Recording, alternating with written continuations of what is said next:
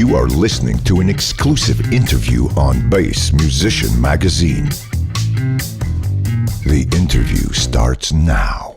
With your involvement in music, I know that you had some progression, but also you expanded outside of music. Yes. Well, that was a natural evolution.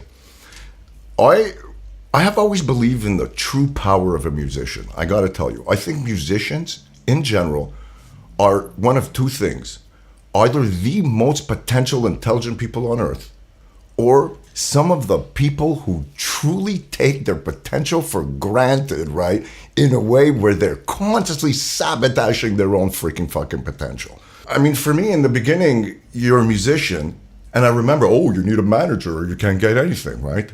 And after that, you need a record company and you can't have anything. And then if you have a record company, they say, well, who is your producer and who's going to record you? Who's going to mix you? Who's going to take your fucking pictures? Who's going to brand you?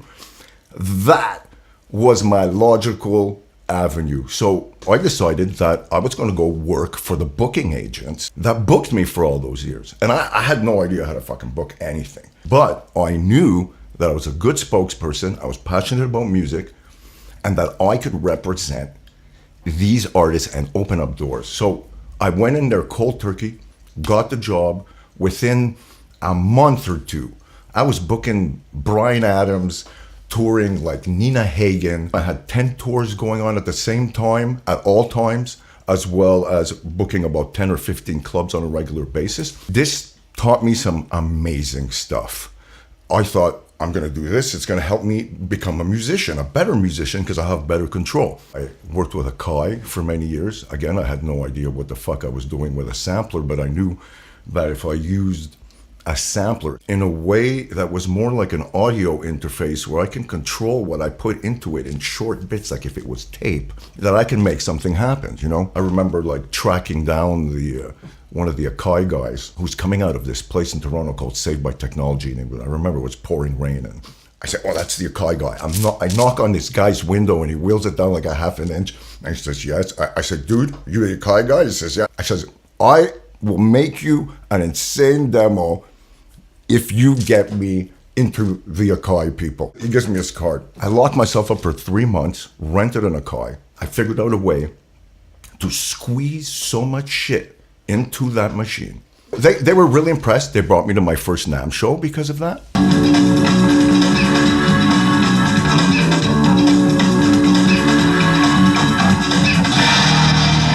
That really opened up a lot of doors. This is where I met Sheldon Dingwall at his very first show. He was standing right next to me in the booth where I was. I met T.M. Stevens in a really, really cool way. I remember he's standing at the end of the hall. It's like my first NAMM show, right? And there's this, wow, what an interesting looking, crazy ass, stand out of the norm kind of guy. So I look at my girlfriend, Krila, and I say, watch this. And I charge him. Now, I don't know him. I'm running at him at 100 miles an hour, and I'm saying, I'm just going to throw myself up in the air. He's going to catch me or he's going to punch me in the head. First met this guy years ago. I had him in this hotel room, and first thing I saw he was fabulous in my hotel room. He's fabulous. I remember, I see you there, and I just charged you, and I jumped in your arms. You caught me, and I said, man, this guy's either going to kill me, love me, or hate me, right? There you go. And he caught me, and then we became really fucking cool fucking friends right there. You're looking at the Momo zone, and don't turn the dial. You feel me?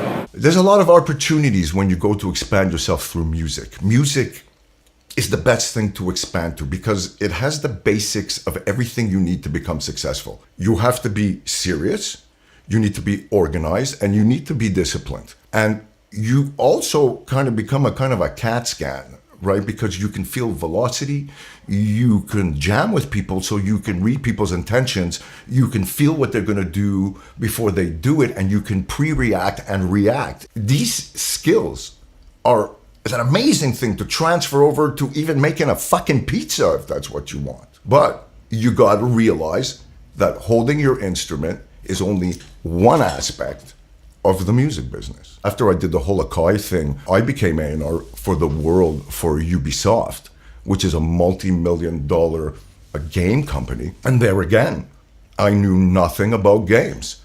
And Many people were up for this audition, people that have a lot better resume than I did at the time. And when he finally hired me, I asked him why. And he said, you think out of the box, you're an original thinker.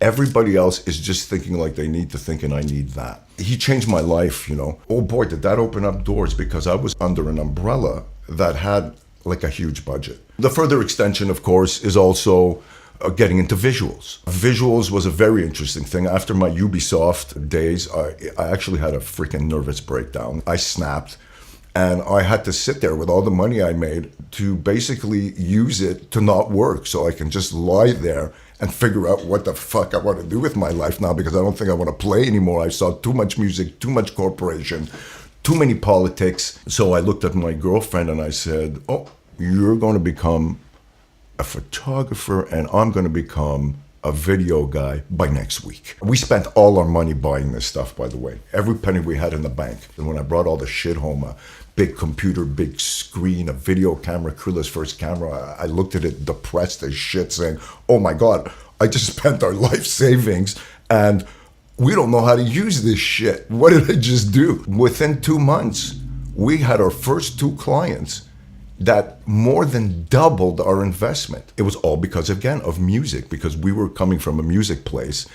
And I used all my music connections to say, you know what, instead of recording with you for months and showing you how to sing or editing your shit, I'll just spend like a day or 2 with you and I'll shoot your video. This way, I got to spend less time in that kind of thing and really got to build my chops when it comes to being a well-rounded, self-sufficient kind of creator. And music is only an extension, something I've hung on to since I'm a child, you know. Thank you for checking out BassMusicianMagazine.com, the face of bass.